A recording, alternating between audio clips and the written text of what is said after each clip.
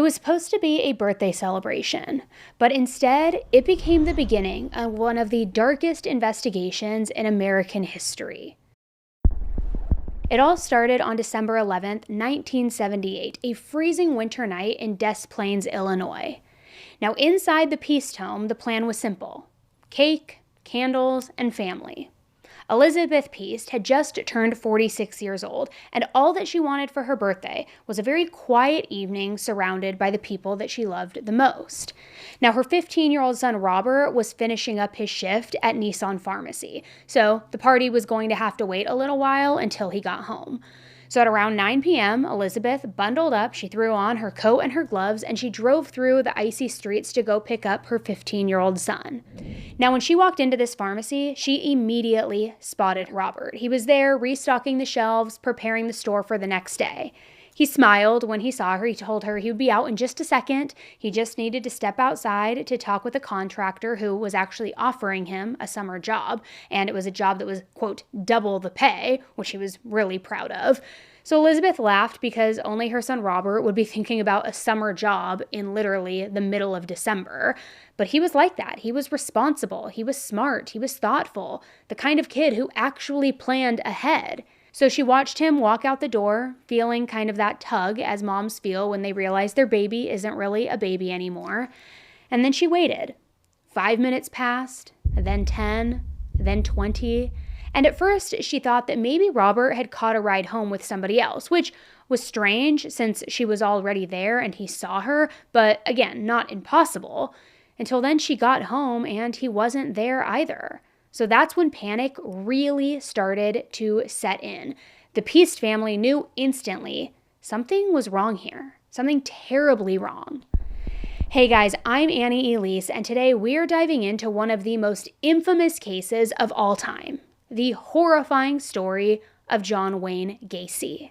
Now, before we get into it, you've probably heard about the new Peacock series called Devil in Disguise, which really does take a deeper look at Gacy's crimes and the years-long investigation that finally brought him down. But if you haven't seen it yet, it's absolutely worth adding it to your list. It is chilling, but incredibly well done.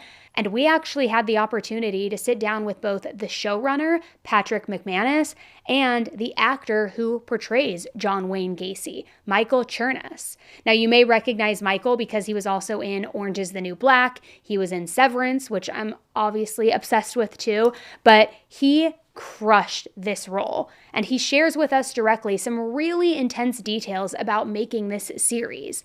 Also, what it was like stepping into such a dark character, a dark role. And of course, he also shares with us more details about the man behind the many masks, John Wayne Gacy himself.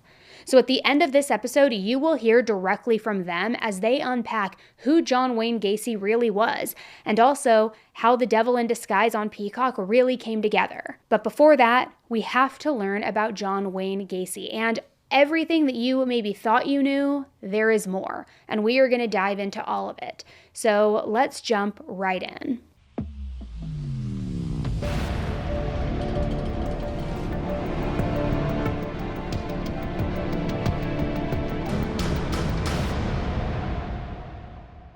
So at around 11:29 p.m., Robert's family filed an official missing persons report.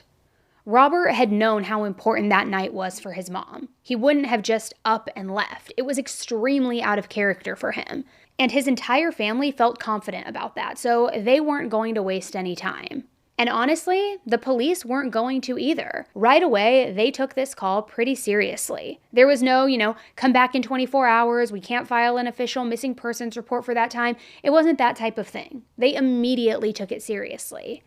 Now, Robert had just gone missing at around 9 p.m., so really only a couple of hours had passed since anyone had last seen him. And if anything, they thought that they were kind of ahead of the game a little bit here. And one of the officers who was there when the Peace family came in was named Lieutenant Joe Kozenchak. And he actually could attest to the kind of kid that Robert was. You see, his son went to Robert's school, so he knew a little bit about Robert in passing. And he knew that he was an honor roll student. He knew that his son had never had anything bad to say about Robert ever. And he knew that he never got into any trouble. He was just an all-around good kid. So Lieutenant Kozenchak felt like it was pretty unlikely that Robert had either, run off and that he would just run away, especially right after his shift ended. I mean, it didn't really make sense. What teenager is going to go to work, make sure that he stays in good standing with his job, just to then run away at the end of the night, especially after he saw his mom while his mom was there waiting for him? It just did not make any sense. But what stood out to the lieutenant was what Robert had told his mom right before he went missing. Remember that he was meeting a random contractor regarding a summer job.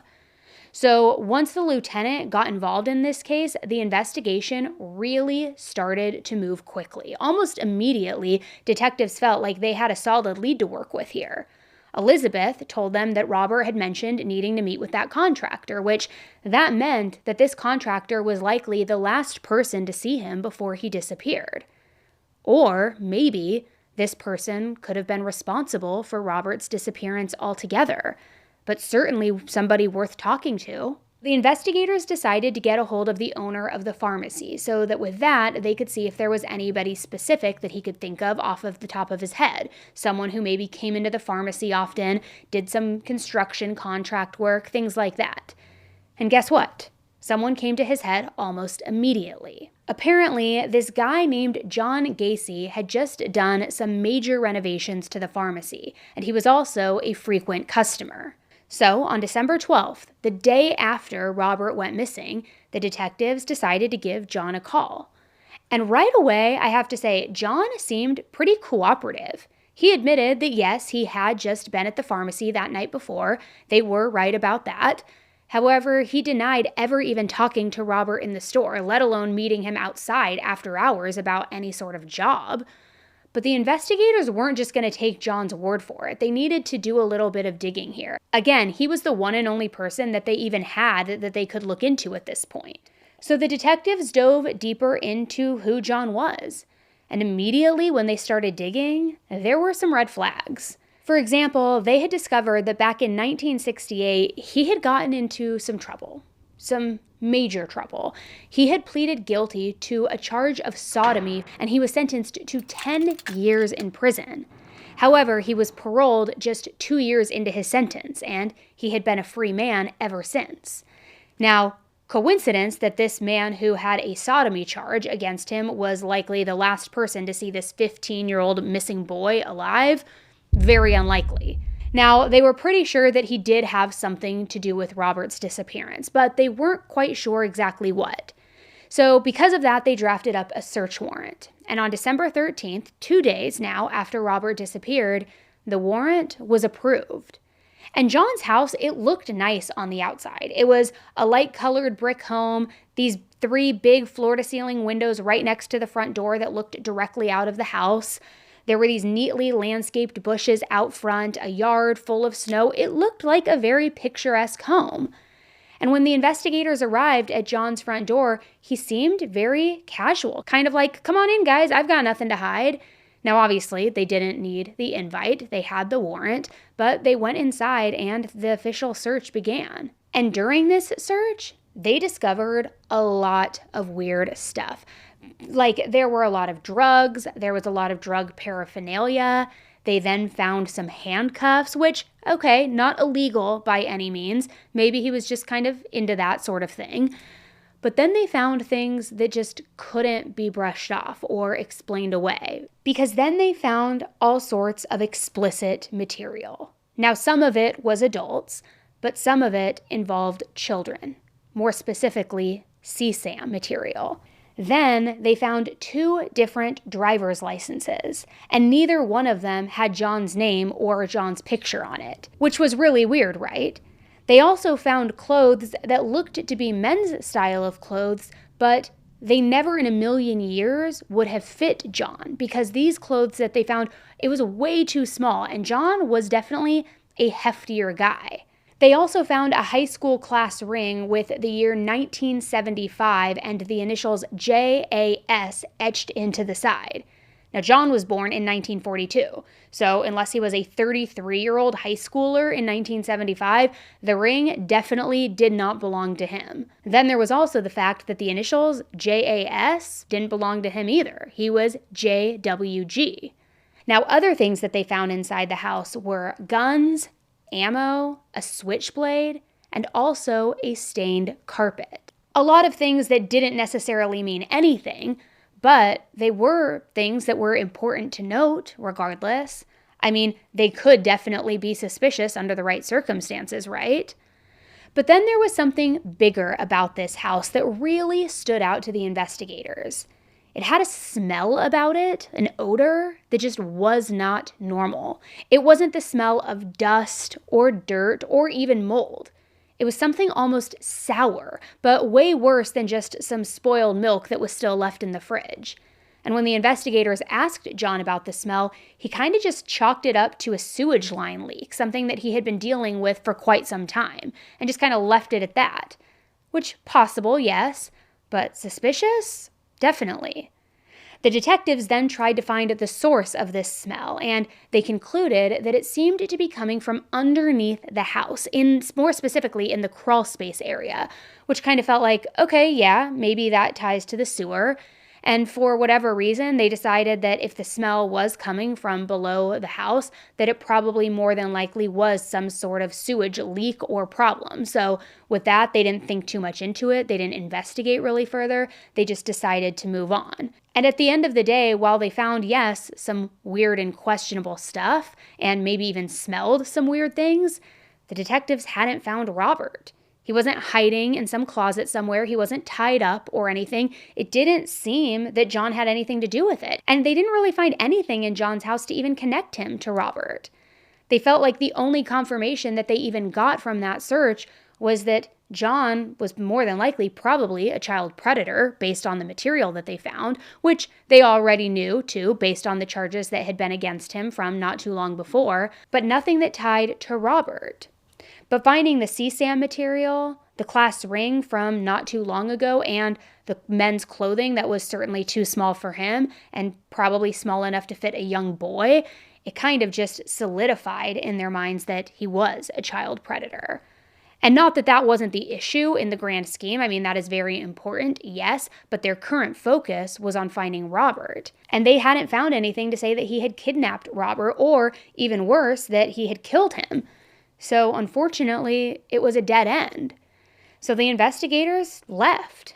And with every day that passed, Robert's family started to feel more and more hopeless. However, I will say, John still wasn't off the hook, and the authorities did have 24/7 surveillance on him. On top of that, they were doing as much digging into John and John's past as they possibly could. Specifically, they were doing that by asking around and seeing what the people around town knew about him. And that's when they started learning something really off. Additionally, as they were gathering all of their information, one of the employees at John's contracting company confided in the investigators with a detail that was very, very bizarre. He had said that John had once paid him to dig very big holes in the crawl space of his home.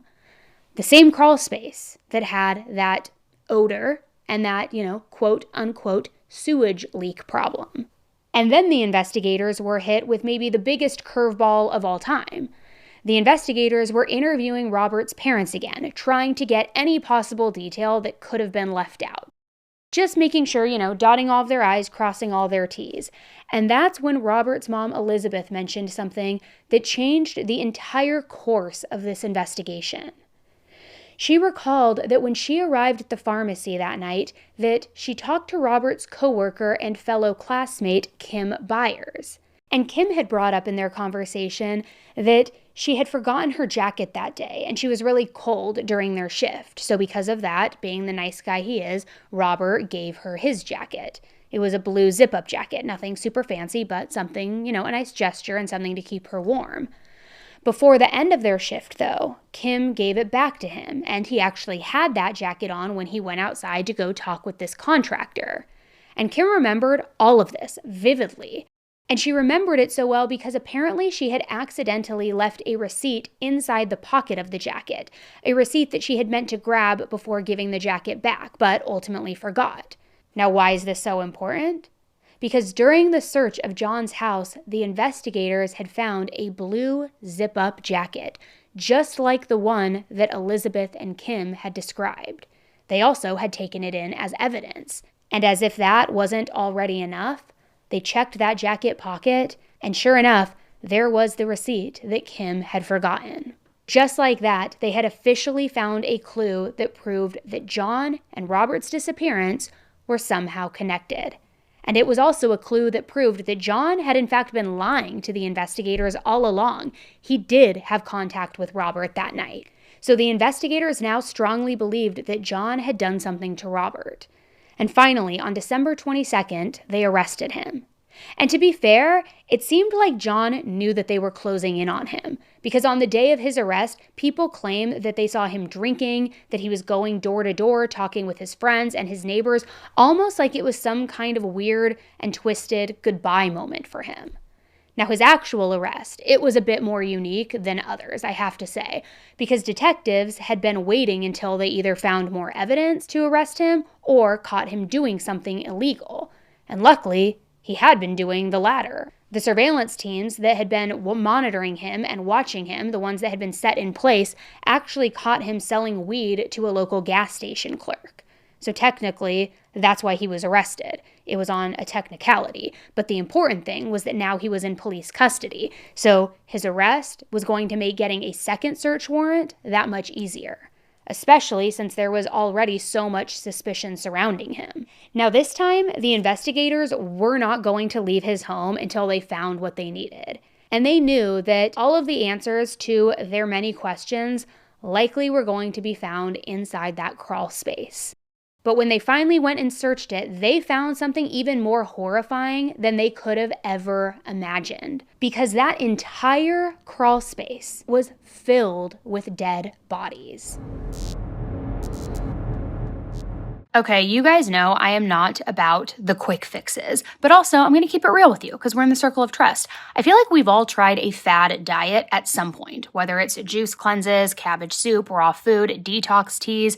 The big one in my day was like the cayenne pepper with lemon. I mean, you name it. There are tons of them. But here's the crazy part, and something I never even realized or even thought to think through. But by the time the average person hits 60 years old, they have lost and regained hundreds of pounds. There's actually a term for it too. It's called weight cycling, and it is way more dangerous than people realize. Doctors say that half of Americans do it, and it can lead to diabetes, liver damage, even heart attack or stroke. So if you're trying to lose weight and actually keep it off, listen to this, because doctors created a product called Lean. It's a non-prescription supplement. It's not a GLP-1 injection, and the science behind it is extremely impressive. See, Lean targets weight loss in 3 big ways. It helps maintain healthy blood sugar, it curbs appetite and cravings, and it burns fat by converting it into energy, which helps you keep it off long term. So if you are ready to lose weight the right way, you should definitely add Lean to your daily routine. And you can get 20% off when you use code 10tolife at takelean.com. That's 10tolife at takelean.com. So when the authorities finally searched the crawl space under the home of John Wayne Gacy, although they knew some answers would be there, they hadn't expected that they would be hit with the overwhelming smell of death mixed with the heater that had been turned on inside the house. They also hadn't expected the piles of dirt that looked almost like makeshift graves. And most of all, they hadn't expected the sheer amount of bodies underneath John's home, all in various stages of decomposition. Too many people to even count on one hand. There were also bones everywhere. Each person had their own little spot, almost like a cemetery. Some spots even contained 2 bodies that were there together, placed head to foot. Yet this was anything but a peaceful resting place for the dead. It was haunting and disgusting. They knew that the man that they were dealing with was an absolute monster, but they hadn't realized just how sick and cruel he truly was. The investigators learned that Robert was the 4th person to have gone missing after last having contact with John.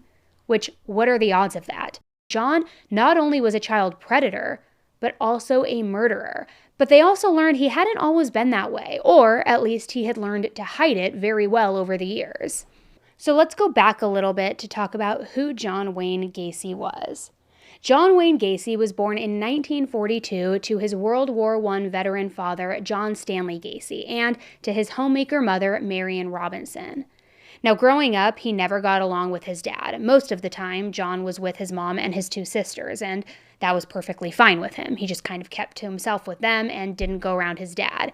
His dad was mean, he was very demeaning toward him, and apparently he was also a raging alcoholic and was often verbally and physically abusive toward not only John, but the entire family.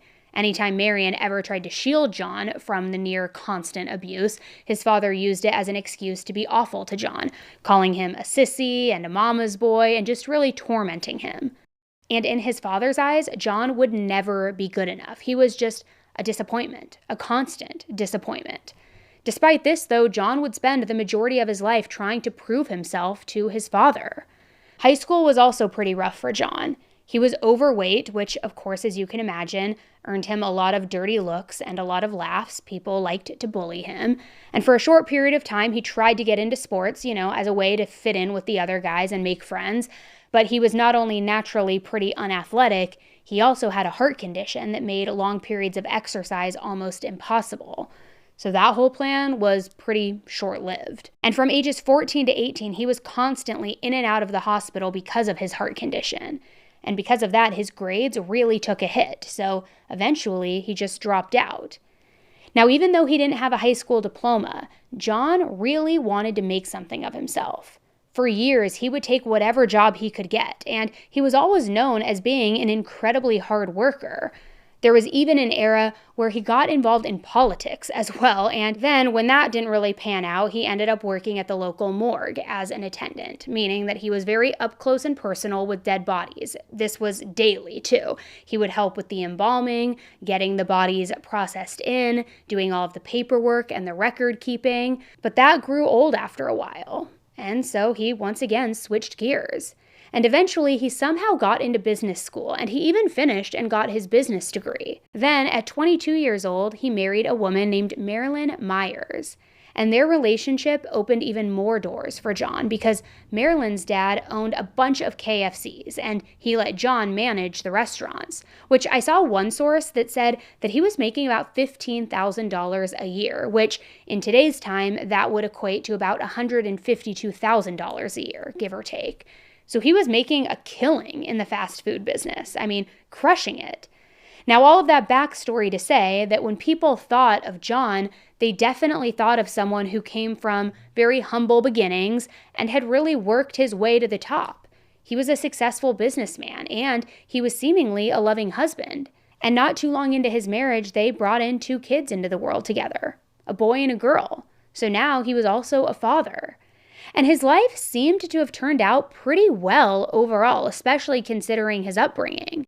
Now, apparently in 1966, after he and his wife welcomed their first child into the world, a boy, John Sr., his dad, had come to visit. And he actually told John that he had had it all wrong about him. He told him he was proud of the man that he had become. Everything he had ever said about him, all of the name calling, all of the, torment, everything, it was wrong. And it was like John had finally gotten his dad's stamp of approval on him, on his life. He had made him proud. But here's the thing. This perfectly curated facade that John showed to everyone on the outside, that was not the real John. The John behind closed doors, as well as the John to come, he was one who was much more calculated and way more sinister than your average family man and business owner. But still, John would later say that this time in his life was perfect. He had a wife, kids, a good career, pretty much everything a guy could ask for. But the truth is, he really wasn't valuing it or spending time savoring those moments with his family. And if you look into John's life, there were a lot of different things that you could say were the beginning of red flags, signs of what he would become one day. For example, he did a lot of extracurricular activities, I'll just say that, ones that were pretty unique. For starters, he had opened up what he called a club, and he opened this up in the basement of one of his KFCs that he managed. Now, this club wasn't like an actual club that you might be thinking of.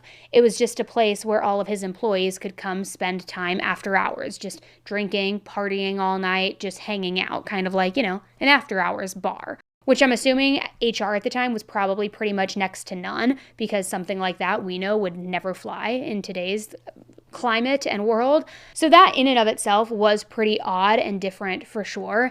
But John's behavior at this so-called club was even odder, and what really kind of struck it as different. He had a pretty diverse work team, some men, some women, some young, some old. But one thing really stood out above everything else. He only ever talked to the men, and the younger, the better. Not only did he just favor men, but he was also pretty mean to the women. And at first, you might be thinking, okay, sign of the times, right? Women weren't respected, and maybe John thought that he was too good to even talk to them, possibly. But it was much deeper than that. Only talking to the men wasn't out of some kind of respect for his wife or just a lack of respect toward the women. His MO was different, and it went a little something like this. He would provide alcohol to get his employees really, really drunk. Then he would play the part of like being the cool boss. Then, once some of the employees, the male employees in particular, once they were pretty wasted, he would start hitting on them. And sometimes it was just flirting, which obviously was still crossing the line and a problem, but other times he'd actually be making sexual advances toward them. And keep in mind, this era of John's life was during the 60s, so even if any of his male employees were gay, which I'm not saying that they were, I honestly have no idea, they probably weren't going to admit it for obvious reasons. It was going to be hush-hush. And pretty much every guy that he flirted with or tried to come on to would kind of be like, yo, what the heck, dude, get away. And then John would just play it off. He'd usually say like, hey, I'm not actually into you. This was just a test. It was a test to see if you're gay. And as your employer, I just wanted to see where you stood morally. Good job, you passed. Like kind of gaslighting them into thinking that it was all some sort of ruse to see where they sat with stuff. So again, just really, really weird stuff that would go down in the basement of this KFC. But that wasn't the only partying that John was doing. He was also part of something called the JC's chapter. And I'll be honest, I had never even heard of this until doing research for this case. But apparently, JCs are nonprofit organizations for people who are between the ages of 18 years old and 40 years old. Their main focus is allegedly supposed to be community service, also community leadership and business development. So almost like an adult after-school club or Boy Scouts or something like that. And I'm sure that for a lot of people, community service was the main focus for joining this group. But for John, this was basically just another way for him to meet a bunch of people and to get into some trouble. Now, at the time, only men were allowed to be a part of this chapter. And he and all of his buddies were doing pretty much anything but the actual community service that it was allegedly rooted in. They were doing drugs, they were drinking, they were bringing in sex workers, they were watching porn together, and some of them were even wife swapping with each other. So John was regularly cheating on his wife, but he obviously didn't care. And for once in his life, he felt like he finally fit in with the cool guys, that he was running with the cool crowd. And it's also worth noting that a lot of these men who were a part of this club, they were successful businessmen in the area. They were politicians or people in higher positions of power. So John had not only made a name for himself as far as business goes, but he had also wormed his way into this group of men who were kind of looked at by society as really good people. And that, truthfully, only helped him hide his true self even better. When John wanted something, he knew how to get it, and to eventually fulfill his most disgusting desires.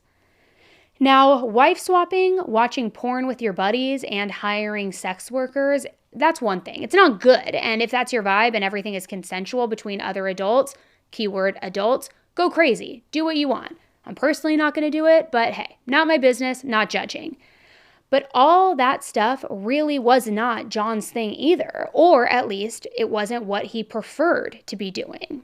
John was interested in young boys. Calling them men truly would be a disservice, and this was something that had been inside of John for years. But from what we know, he had never really acted on it until 1967. One of John's fellow Gacy members had a 15-year-old son named Donald Voorhees Jr.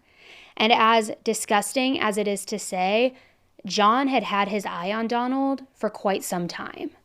Donald was very familiar with John too, since he was in that same group as his dad. And John had promised him alcohol, porn videos that the Gacy members apparently regularly watched together, all of the things, just eventually luring him into his home. And it was all too easy. He knew exactly what to offer him and how to get him in there. And it was kind of typical predator behavior when you look at it, right? Like, you're old enough to start doing what the adults do. You're so mature for your age. Come with me. Like, it'll be our secret. Stuff like that.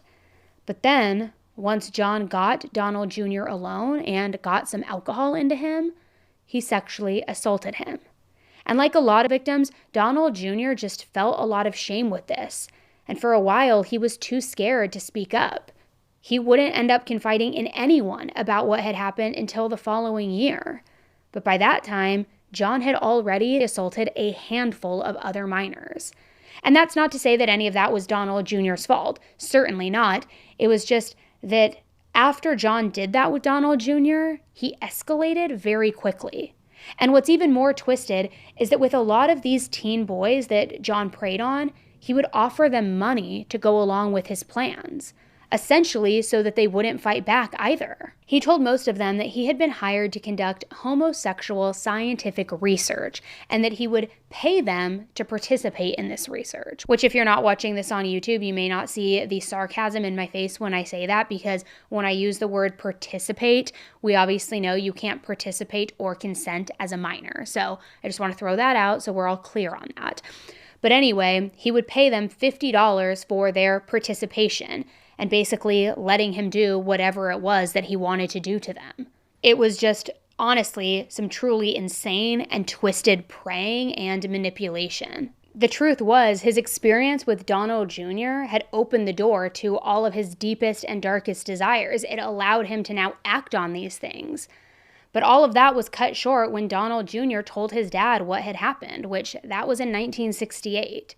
Now, what happened next was a whole mess of events because John was arrested and he fought against the charges and he claimed that they were all politically motivated and that they had more to do with him and Donald Sr. not getting along. It was kind of like this whole thing, but in the end, he was found guilty and he was sent to prison.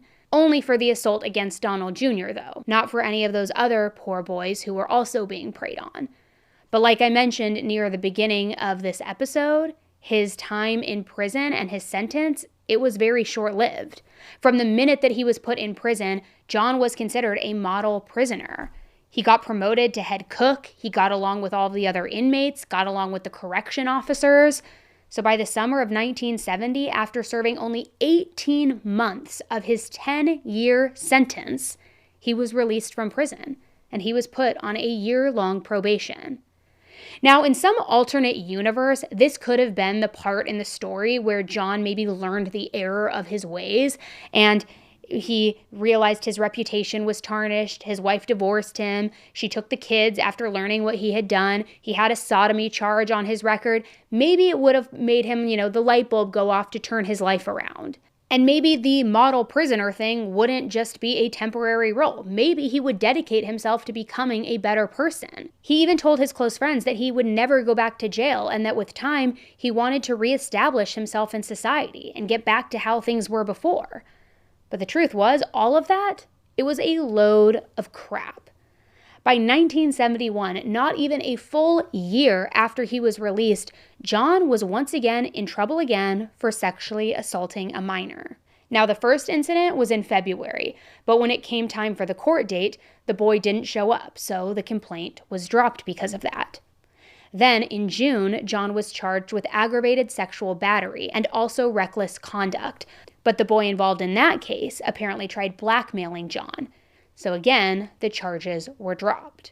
Now, what's truly insane is that at the time of both of these incidents, John was still out on parole. Yet the parole board claimed that they never knew about either one of these incidents. So not only did both charges somehow miraculously get dropped, but John didn't even get in trouble with his parole officers. And then his life actually started going back to normal again, almost as if nothing had ever even happened.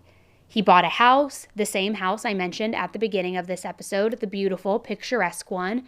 He met a woman named Carol, and he got married again. He even managed to weasel his way back into those social groups. He got back in with all of the political people in the area. They either just didn't know about his past or they just didn't care.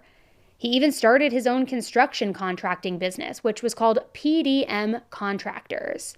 Now get this, his primary workers for the company were all young, high school-aged boys. Boys probably just looking for an extra paycheck so that they could, buy their first car or take their girlfriend out on a date every once in a while. And that was great for John, because the truth was he was still the same old John that he always had been. Being around young boys was exactly what he wanted. He was a master manipulator, promising these young men that if they just cooperated and just stayed quiet about his assaults, he would reward them with a raise, a promotion, or even the keys to his car. John's entire life was built on that kind of manipulation, just a constant performance of duality. Respected businessman and community volunteer by day, ruthless predator by night. Now, the exact number of boys that John assaulted during this time is still one big question mark to this day, though if I had to guess, the number is probably a lot higher than we could ever even begin to imagine. I'm talking, think 20 to 30 victims in total. That seems very possible. And as if it couldn't get any creepier or disgusting, it was during this time that he also started working as his alter ego, Pogo the Clown. He would paint his face white, he would put on a red nose, he even would use the whole multicolored puffy outfit that clowns do. And some days he was a happy clown who would paint on a smile and be Pogo, but on other days he would paint a more straight mouth, acting as serious as possible, and he would go by Patches the Clown. Now, it's funny because this part of his life really was kind of insignificant compared to everything else, but it's also one of the main things that has really stuck with people when they think of the name John Wayne Gacy. It's also, just to be honest, a reason why I waited years to get involved in this case and research it, because I knew about it at the surface level and it freaked me out to my core. Not because I have some weird phobia about clowns or anything like that, but just the thought of this creepy, disgusting man preying on young boys dressed as some sadistic, sick, freaky clown. It's too scary and terrifying even for my mind to go to that, because it's real life. It's not fiction. And that's why it took me so long to even cover this case, if I'm being honest. There's just something so terrifying about a guy who is dressed up as a clown while also being as demented and homicidal as John was. And this whole Pogo the Clown bit, it wasn't even for actual work. It was for charity. Ironically, though, those charity events would primarily include going to fundraising events or the local children's hospital, which, usually it's not the adults who are entertained by clowns. I get that, and I get that it's the kids, but it's just so unnerving. Then, in 1972, everything changed. It was January 2nd, to be exact, the start of a new year, but not a new John. That day, John had been drinking, and he decided to go out and take a drive. Now, at some point during his drive, he pulled up to a Greyhound bus station, and that's where he saw 16-year-old Tim McCoy. Tim's family described him as being a very down-to-earth boy who was also the life of the party and, a little mischievous. He came from a big family full of, tons of cousins, yet he was always his grandma's favorite. And as soon as John saw Tim standing there alone, he knew that he had to talk to him. So that's what he did. He went up to him and they talked. And Tim was pretty chatty. He admitted to John that he was from out of town, and he told him that he had just spent the holidays with family in Michigan and that he was on a 13-hour layover before getting on the next bus to take him back home to Nebraska. And right away, this was like a light bulb going off in John's head. Not from the area, alone, young, the perfect victim in every sense. Now, it's really important to mention that what I'm about to share has been disputed. This is John's version of events, and Tim's family has since come out and has said that they don't believe it for a split second. They don't believe that this is true. But John claimed that after talking for a little while, he invited Tim back over to his house, where the two of them hung out and drank together. Then he claimed that the two of them had sex. And I'm not disputing the fact that it did or didn't happen. I'm more so disputing the way that he phrased it and framed it. Because a 16-year-old kid versus an almost 31-year-old man, they weren't having consensual sex, no matter how you look at it. Tim was another victim of assault at John's hands. But then John claimed that Tim spent the night. All was well, everyone was getting along. But then John woke up in the middle of the night to Tim standing in his bedroom doorway holding a knife, before then launching himself and the knife directly at John. John claimed that there was some sort of fight between the two of them. They fought over the knife, and that eventually he was able to overpower Tim, pushing him to the ground. But what's interesting is that John's account isn't that he purposefully tried to stab him, but that he, quote, twisted the knife in his hands, which somehow then led to Tim stabbing himself with John's help. And I know that it doesn't really make a whole lot of sense, I get that, but that's what John claimed happened. And sure enough, Tim's injury was bad enough that it killed him. Again, this is strictly John's version of events. He claimed that Tim's death was never anything intentional or malicious, that it was an accident because he was wrestling the knife out of his hand. But Tim's family has said they don't believe any of it. Not from willingly getting into the car with John, not having sex with him, and certainly not allegedly trying to kill him. It just didn't fit the Tim that they knew and loved. Now, if you're asking me, do I believe that John just so happened to accidentally overpower Tim and then push him the wrong way, causing him to fall on a knife perfectly enough to kill him? No, I don't.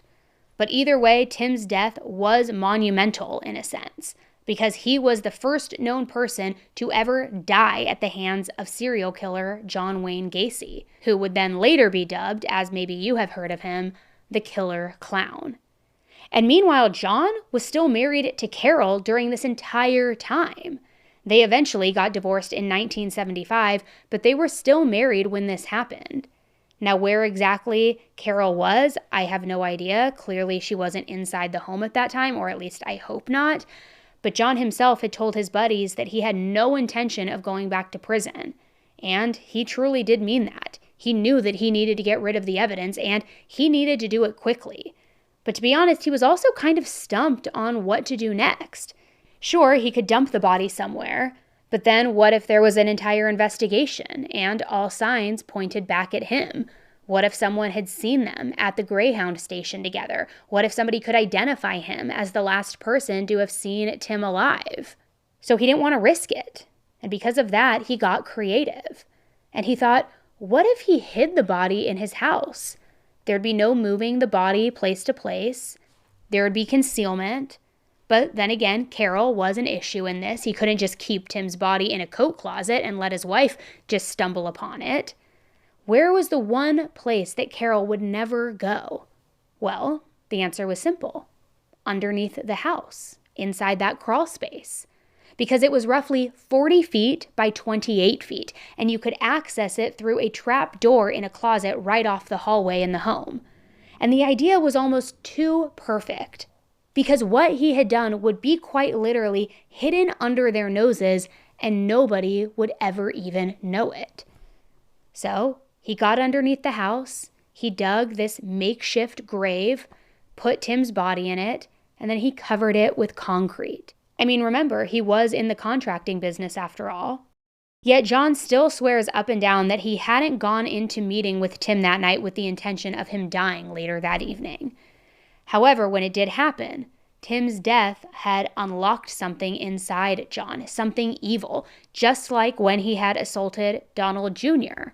It was almost like he was unlocking his hidden desires and what he thought his true potential was. He said that Tim's death felt like the ultimate thrill, and that he knew that someone's life being taken from them right in front of his very eyes, It was something that he would crave for the rest of his life, almost like a drug. And as horrifying as that sounds, it was maybe the most honest thing that John has ever said in his entire life. And each murder was a little bit different, but two things were pretty much always guaranteed. Number one being the victim was either a minor or barely above that age. And number two, he would always lure them into his home, promising either a drink or a good time. He even had a tiki bar inside his living room. So this was his own weird and twisted way of getting his victims to trust him. He would talk to them about drinking, partying, and sometimes after his victims had a drink or two and were tipsy, John would even offer to show them some magic tricks. I guess who doesn't love a good magic trick? But trust me, these tricks were not good. They were evil and they were barbaric and just kind of sadistic. He would grab his pair of handcuffs, he would put them on himself, and then he would make it look like getting out of the cuffs was some sort of magic trick, except that he had a key and he would unlock it and just be super sly about it. But then he would offer his victims to try it.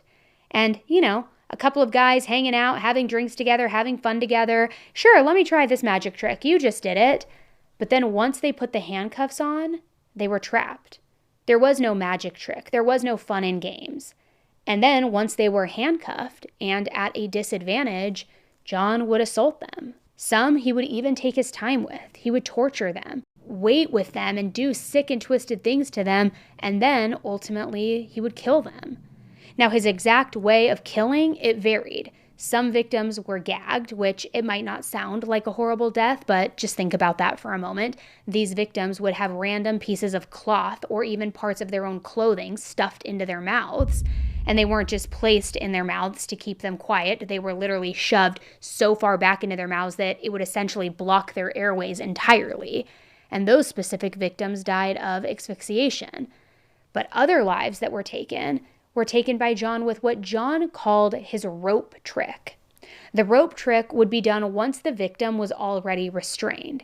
And before beginning his trick, John would tell the victim that this was their last trick, basically taunting them and letting them know that they were about to die, which I can't even begin to imagine that kind of fear.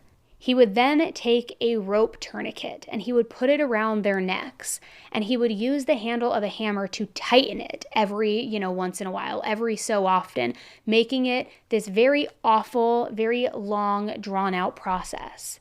Sometimes he would even let them regain consciousness before then killing them, almost as part of this fantasy of his, this sick fantasy of ultimate control.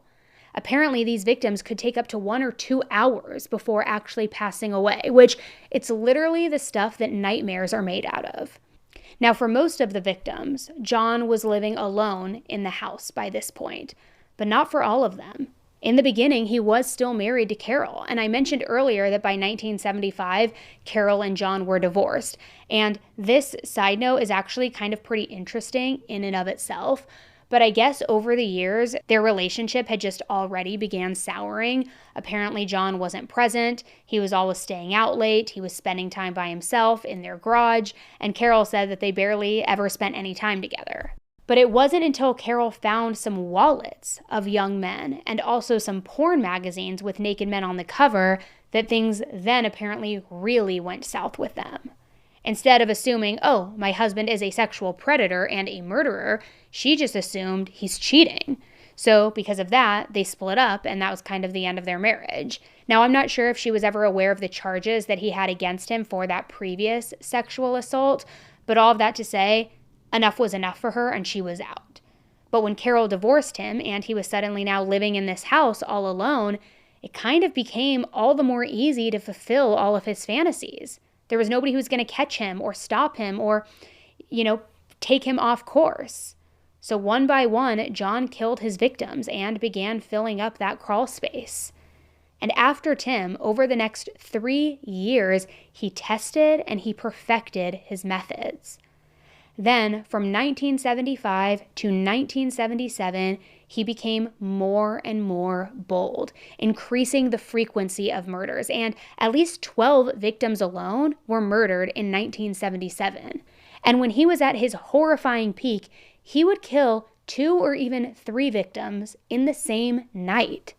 In a few cases, he would keep one victim handcuffed in another room while he assaulted or killed the first in a different room. And in the end, he confessed to the investigators that he had killed 33 young men and boys, all after assaulting them first. That is 33 victims in 6 years, all without being caught. I mean, that is just a staggering number. Can you imagine that? 33 victims in just a couple of years, and horrifying methods. And you might be thinking, how did he manage to get away with this for so long? How did nobody see anything suspicious? It's a question that has haunted and fascinated people ever since. And the truth is, there are a bunch of reasons. It's partly because, as we've discussed, John was very good at maintaining his image of this decent, upstanding member of the community, a business owner, someone who ran in the right social circles and knew the right people, even after being convicted of a sexual offense. But it's also because of who he killed. He specifically targeted runaways, hitchhikers, or teenagers. So the authorities, unfortunately, didn't always take their disappearances seriously. And as for the people he assaulted, this was the 1970s. Gay teenagers or gay young men might have worried about reporting these interactions because they didn't want to get looked at the wrong way or get in trouble.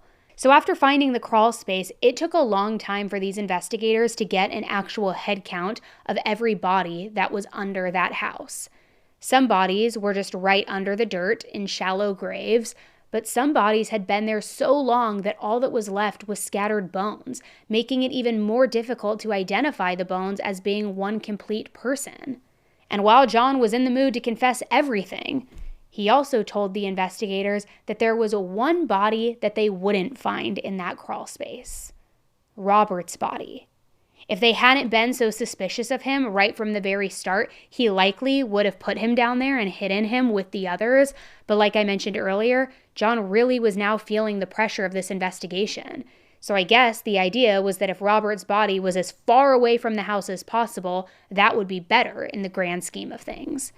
So he dumped his body in a nearby river. He even confessed that Robert was actually the 4th body that he had dumped in that river. Now, the exact reason as to why he dumped some bodies in the river and not others, well, according to him, it's because the crawl space was getting full.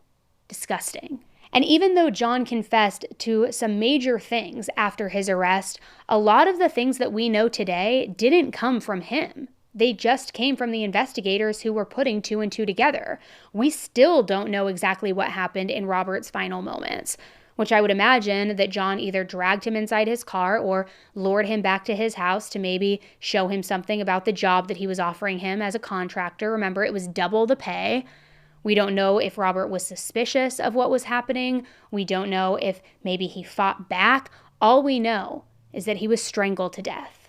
Then he was dumped in the river like garbage while his family just tirelessly was searching for him. So Robert's body was finally recovered, and his family was able to have some sort of peace and hold a funeral for him. But that was just one of the many recoveries that the investigators had to do. Because one by one, the investigators started recovering the bodies from underneath John's house. And what that was going to reveal was only going to haunt this entire investigation and this entire case even more. The thing is, some of John Wayne Gacy's victims would take years to identify. Some, to this day, still haven't even been identified. And if we talked about each and every victim, we would probably be here for 3 or 4 hours, maybe even more. But I do want to talk about a few of them, especially the ones who have been identified, because these are real people with real families, and their stories deserve to be told. Now, one victim was 14-year-old Samuel Stapleton. He disappeared on May 13th, 1976, after walking home from his sister's school. His mom and stepdad had reported him missing, but the case went cold fairly quickly. When his body was first recovered, his family was told that he may have been one of John's victims. And the reason they even believed this was because of a bracelet that was on the corpse that was actually identical to the one that Samuel had been wearing when he was last seen. The detectives were then able to get a positive ID through an old x-ray that showed the outlines of his teeth. Another victim was 19-year-old John Schitch. John went missing on January 20th, 1977, and not a whole lot is known about his disappearance or what happened leading up to it. However, it was John's class ring that the investigators found during that first search of John's house, and that's what initially clued them in that he was likely one of John's victims. And get this, John was actually arrested in 1977 for stealing gas, which the gas station clerk noticed what he was doing and managed to write down his license plate and then tracked the car down all the way to John's home. However, when the police checked the VIN number on the car, they saw that John Gacy wasn't listed as the owner. John Schitch was. They knew at the time that John S. was a missing person, and of course they asked John Gacy why he was driving a missing man's car, but his reason was that he bought the car from John S., that he had bought it from him back in January. And according to him, all this other John had told Gacy was that he was selling it because he needed the money to skip town. And apparently that was good enough for the authorities. They just kind of let it be. Now, John S. was eventually identified through dental records in 1979. And those are just a few of the victims whose family members at least got some sort of peace and confirmation pretty quickly in all of this. A lot of other family members did not get that lucky. For example, a guy named Francis Wayne Alexander. He was originally from North Carolina, but he moved to Illinois in February of 1975. He was believed to have been around 21 or 22 years old. After moving to Illinois, he met a woman and they got married, but their marriage didn't really last very long, and eventually they went their separate ways and got divorced. Then he went missing right around the same time as this. His family had just assumed that he was going through a really rough patch and that he wanted to be left alone, so they didn't report him as missing. But the truth was, something had happened to him. His body was recovered from John's crawl space on December 26, 1978. But his family had no idea that it was him. The detectives didn't even know that it was him. It wasn't until October of 2021 that his remains were finally able to be identified through genetic testing. Which something about his story just really hits me. I mean, all of these crimes are heartbreaking. Yes, don't get me wrong, every single one of them. But just imagine this. Imagine that your son, your brother, or someone you love just simply stops talking to you one day, and you have no idea why or what happened. Then decades go by, and you're still left with nothing but questions, hoping they're okay, wondering if they're okay. I cannot imagine living with that kind of uncertainty, let alone then finding out years later, decades later, that they were a victim of one of America's most notorious serial killers. To this day, victims number 10, 13, 21, 26, and 28 are still unknown. The detectives have a rough idea of each person's age and height, but really that's all we know. And those are the unknown victims whose bodies were at the very least recovered. John was charged with 33 counts of murder, and his trial was set for February 6, 1980.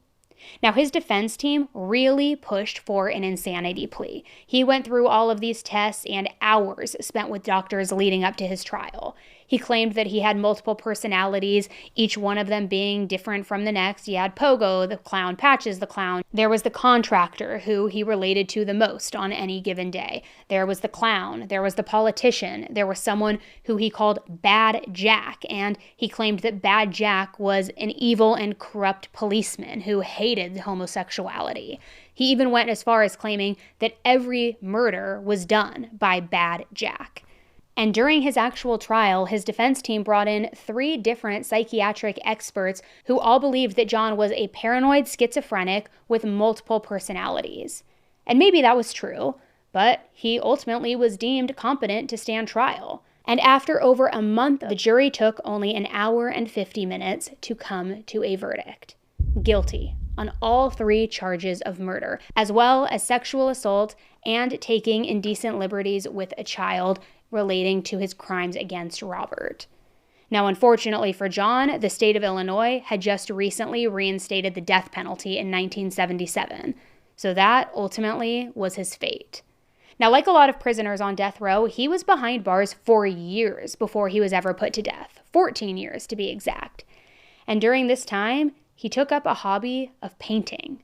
And he painted hundreds of different things. But the most well-known paintings were paintings of clowns, of random clowns, or even himself as Pogo the Clown. Eventually, these pieces were all sold at auctions or put on display at different art exhibits, which I can't imagine ever wanting to own one of those paintings in your house. But on top of all this artwork that he was pumping out, he was also doing a lot of media interviews.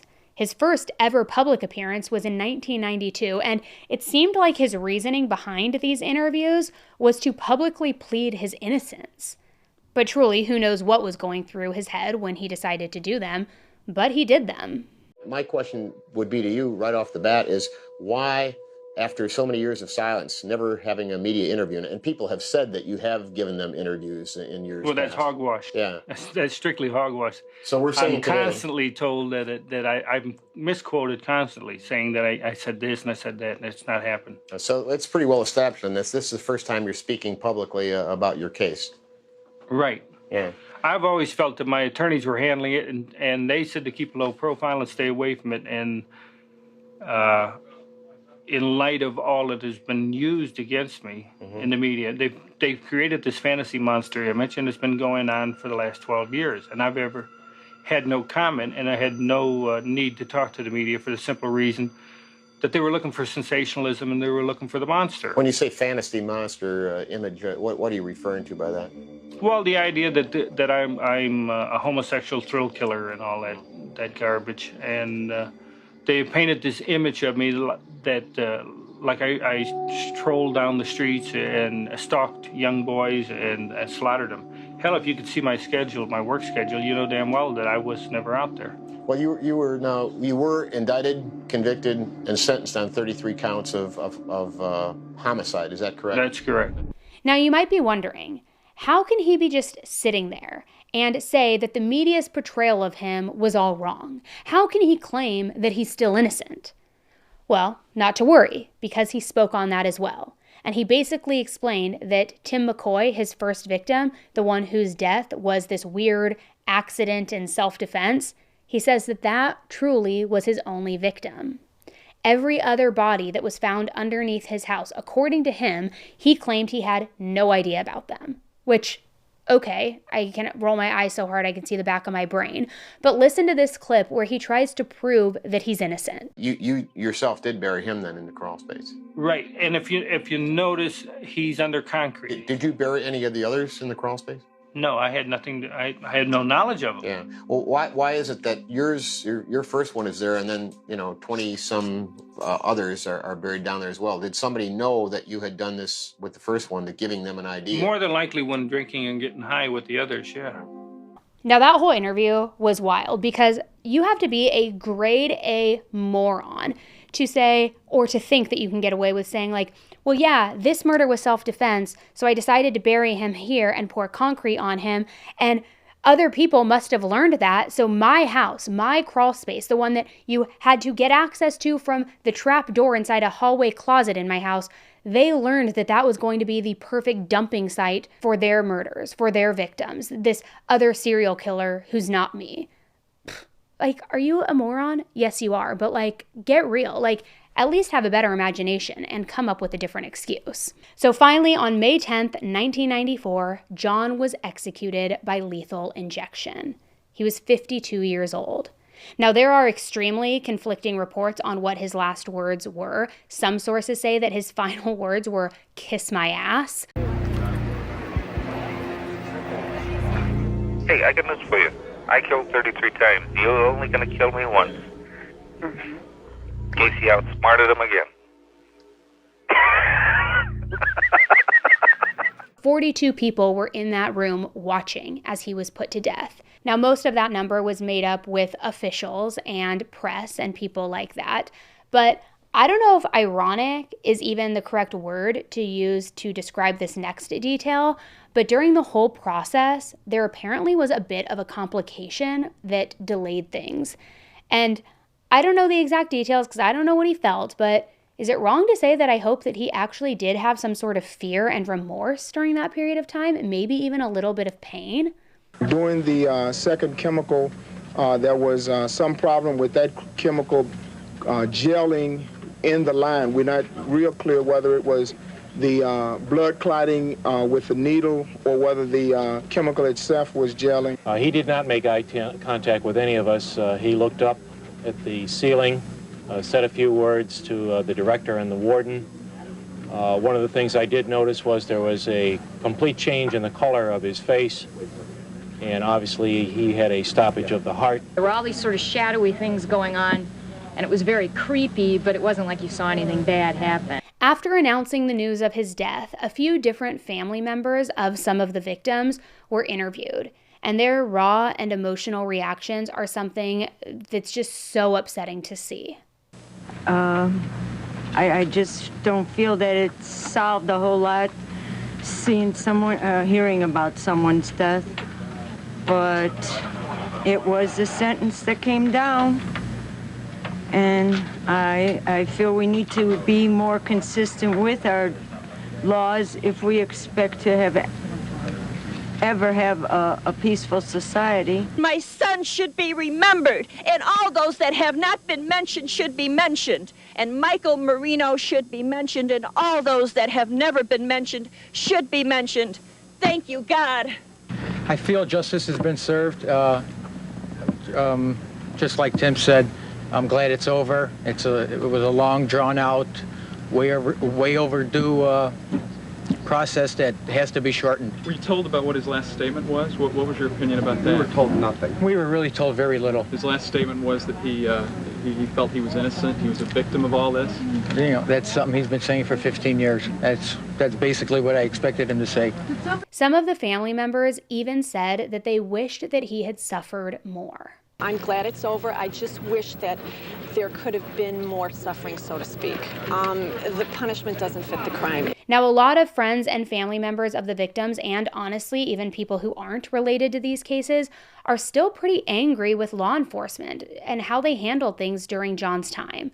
Because there were so many red flags, which, to be honest, I don't even know if we can just call them red flags at this point. It seemed like obvious signs. So many times where he blatantly broke the law and was a creep, yet still nothing ever happened to him. Not until so many lives were already taken. And think about it. He had a 10-year prison sentence. Had he actually been required to serve that sentence, the majority of these victims would still be alive.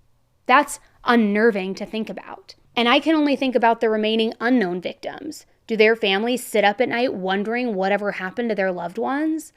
The saddest thing is a lot of these victims today would be in their 60s or 70s, depending on their ages at the time. So because of that, it's very likely that most of their loved ones have already passed away, dying not knowing whatever happened to their loved ones. And I know that this might seem like a long shot here, but I'm going to say it anyway. But imagine if this video could even help to identify one of those unknown victims. The Cook County Sheriff's Office is requesting that anyone comes forward if they believe that their family member could be one of the unknown 5. And maybe it's not even you. Maybe you have a friend that you could send this video to, or a friend of a friend, or put it in your group chat or on your social media. You can either directly contact the Sheriff's Office at 708-865-6244, or you can fill out a form on their website that I will link in the episode description for you. But maybe that's the point in a lot of this and a lot of the rehashing, because it could lead to the unknown 5's identities and give peace to other families. I know that this case was intense, heavy, and a lot to take in, and I really want to hear your thoughts on it too. So drop a comment below and let me know what you think. And if you found this episode interesting, please give it a quick like. Feel free to share it with a friend who's into true crime too, and hopefully somebody out there can help identify these 5 unknown victims. Now, before we wrap up, I want to give a huge thank you to Patrick McManus and Michael Chernus, because remember, they took the time to speak with our team, and Michael is the one who got into Gacy's mind, played his role, and became him for this new Peacock series, The Devil in Disguise, which, again, truly was incredible. If you haven't watched it yet, you need to. But like I said in the beginning of this episode, now I want to share with you some of my favorite parts of that conversation. And if you want the full uncut interview in its entirety, that's over on my Patreon. You can go check it out. But I do want to highlight a lot of the big takeaways from this. And once again, if you haven't already, make sure to watch Devil in Disguise because it is now streaming on Peacock. It is such a powerful and important series that really reminds us why these stories matter. Okay, so now here is our conversation with Patrick McManus and Michael Chernus, and we kicked it off by asking each of them to tell us how they were feeling going into the launch of Devil in Disguise. And we started with Patrick, the showrunner of the series. I don't get nervous before shows come out, like at all. But this one's weird. It's a strange feeling because I'm really curious. I think that's the thing that's been sort of sticking with me is that from the very beginning when we first started talking about this show, it was unique and it was good and it was a bit of a swing. And I'm really just have this like sort of gross curiosity as to how it's going to be. Then we asked actor Michael Chernus, who plays John Wayne Gacy, the exact same thing. I think I'm just ready for it to be out in the world and see what other people's responses are to it. It's not just your typical examination of a psychopath, but really a much larger examination of the sort of effects of this horrible man's acts on a whole community. He doesn't fit into a cliche, right? Like he doesn't fit into the totally blank-eyed, evil psychopath that you could see coming from 43 miles away, and everyone's like, "Why did you do this? How did you fall for this guy?" Right? He wasn't like the mindless slaughterer, right? Like he was this very sort of study of opposites of what you thought a serial killer should be. And so the challenge was how do I write this character and make it make sense? And the answer to that is you don't. I think he was a great actor, kind of. He was a chameleon in that he could read a room really quickly and know who you wanted him to be. And so he could put on kind of the mask that would work best to make you feel comfortable. And so he has said in many interviews that there were these multiple Johns. There was John the contractor, John the politician, John the family man, John the clown, and then the sort of evil guy. And so I think in a weird way, when I was playing scenes, it wasn't that complicated. It sounds strange, but like I was just doing whatever version of him I felt like he was playing in that moment to manipulate that person to get what he wanted, except for a very few moments where the mask drops and we see sort of the soulless, dark-eyed, evil person behind the mask. But those moments are fairly rare. I mean, most of the time he's just trying to manipulate the cops and manipulate the lawyers and manipulate himself, convince himself that he didn't do anything wrong and that he was still going to get away with it. But that being said, yes, there were many days when we were done, like in my trailer, where the work just kind of came crashing down on me. The one day that stands out that it was really hard, even in the moment, is not a particularly gruesome moment. But in episode 6, there's like a montage of Gacy doing all kinds of stuff. But one of them is picking up guys on the street. And you see kind of one after another him picking up sex workers or young men who are out cruising. And we shot it all in one night in Hamilton, Ontario, which is a little more industrial and kind of looks a little bit more like 70s Chicago streets. And it was this rainy night and I'm driving the picture vehicle from the 70s and we have all these incredible background artists against a wall. And because of the speed of shooting, I'd never had a chance to meet any of them. And so these sort of anonymous strangers are just getting in and out of my car and I'm rolling down the window and saying, get in, how much, you want to get high? Come on, let's go. And the volume of that, because we were just shooting it all night, trying to get a lot of different options. It hit me, the volume of how many of these young men Gacy was picking up and how often they were anonymous to him as well. They were strangers and he didn't care to get to know them. And I went home and just the sort of lack of humanity of just picking up people like they didn't mean anything to just get in the car. That was a particularly rough night. That weekend, I flew home. That was a Friday night. I flew out. I went home. I was having a football catch with my eldest son in the front yard. He was 13 at the time. He's 14 now. I have another son who's 12. And I was in the middle of having a regular catch. We were like bouncing between the catch and watching the NFL, like watching, it was like halftime. And it hit me on that moment. And that one day it hit me that my son was the same age as, or about to be the same age as the youngest victim of Gacy. And it got me. It really, really got me. I had to pretend like nothing was wrong. And I said I had to go to the bathroom and I lost it. It was a very, I don't know what the connective tissue was to that night. I don't understand why those connected, but they did.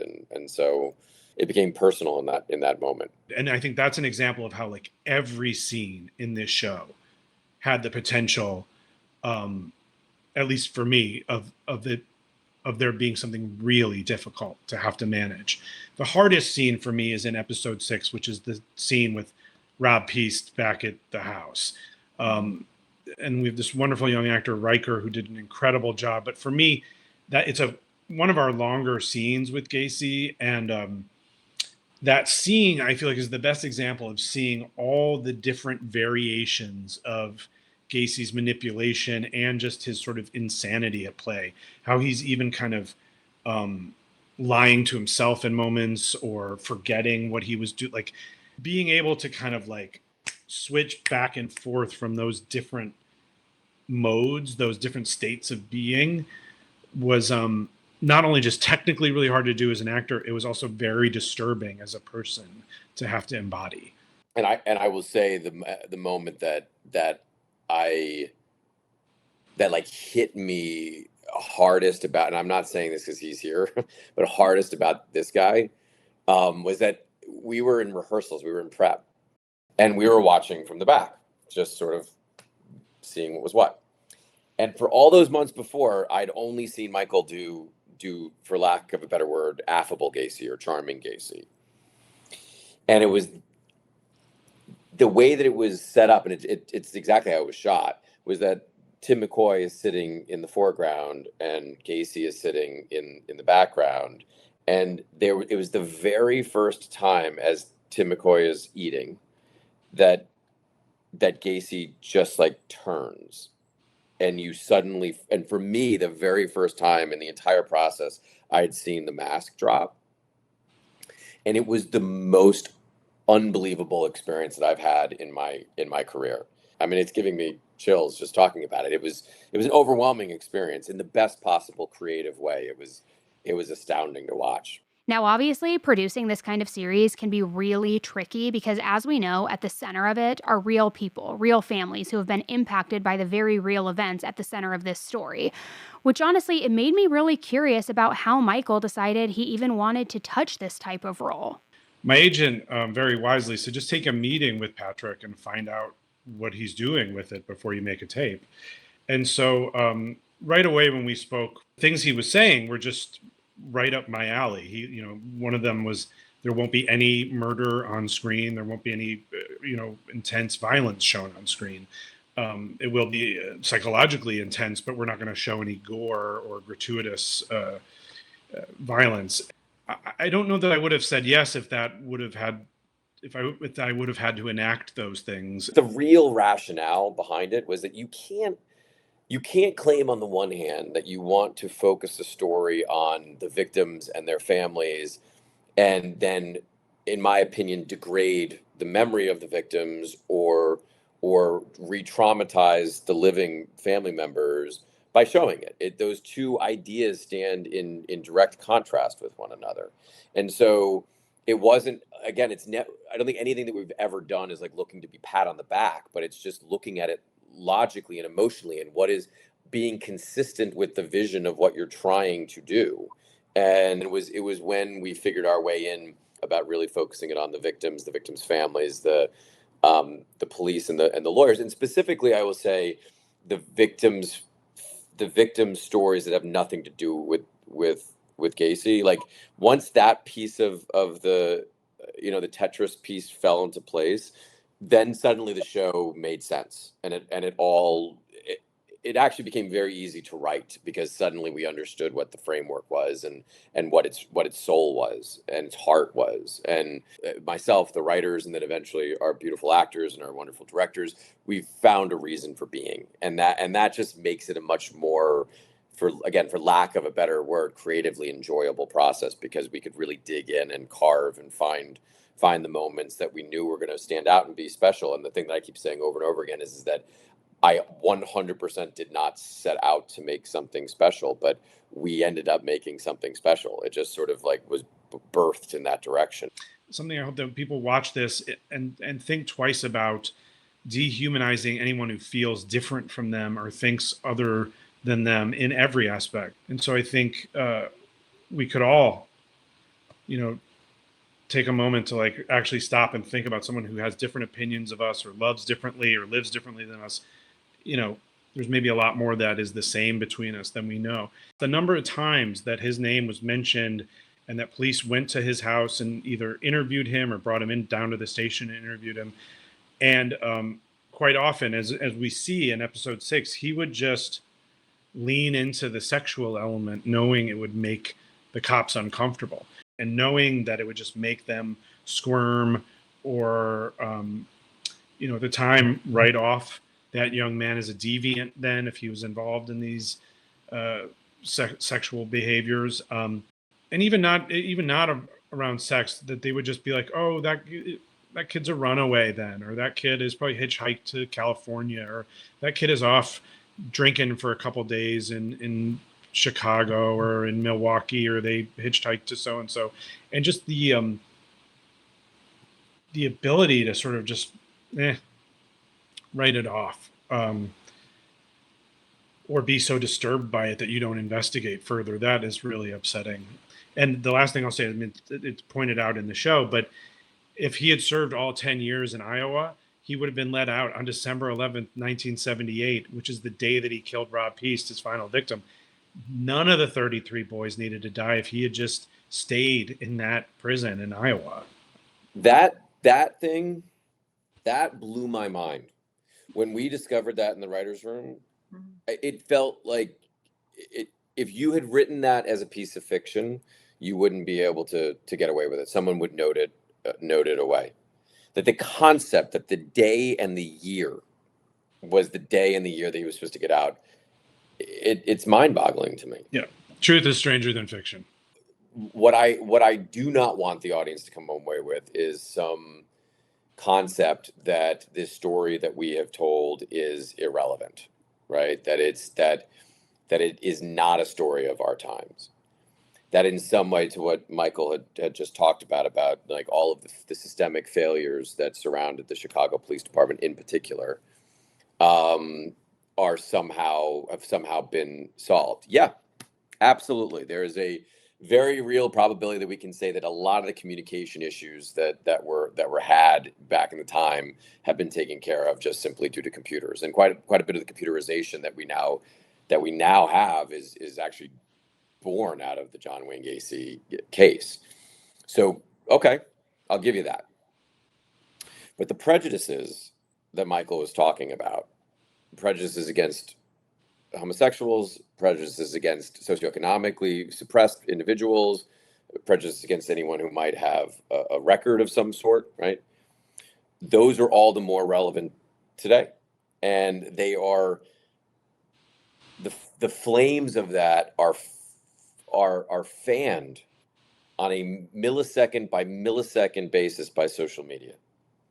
And the truth is that prejudice leads to violence, and prejudice leads to these systemic failures in our society. And it ultimately leads to this type of violence that we see to this day. At the time, most people didn't know anything about these boys. Today, I think almost no one could probably name the name of one of John Gacy's victims unless you are, really follow these things. So I encourage people to go out and learn about these boys. We could only cover 8 or 9 of them. And so go, and there's a great book called Boys Enter the House that doesn't focus on Gacy. There's a podcast called The Defense Diaries, The Gacy Tapes. Go listen to these things, go read these things, go do a Google search on who his victims were, learn about them. And also there are still some unidentified victims. And so a hope of mine, and I know of Patrick's, is that maybe in some small way our show could lead someone to send in a DNA sample or dental records or something because their uncle or brother or father went missing in the 70s. And, maybe in some small way we could put a name or face to some of these young men and boys.